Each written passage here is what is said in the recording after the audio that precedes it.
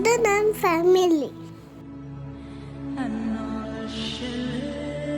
ಈ ಹಾಡಿ ಗುದ್ದಿ ಕಾಡೆ ನಮ್ಮನಿ. ಎಷ್ಟು ಚಂದ ಐತಲ್ಲ ನಮ್ಮನಿ.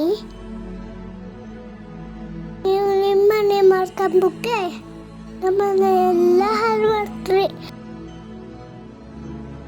ನಾವು ಅದೇ ದಿಕ್ಕಿಗೆ ದಿಕ್ಕ ತಪ್ಪಿ ಕಾಡು ಬಿಟ್ಟು ನಡ್ಬದಿಗೆ ಹೊರಡ್ಬತ್ತು.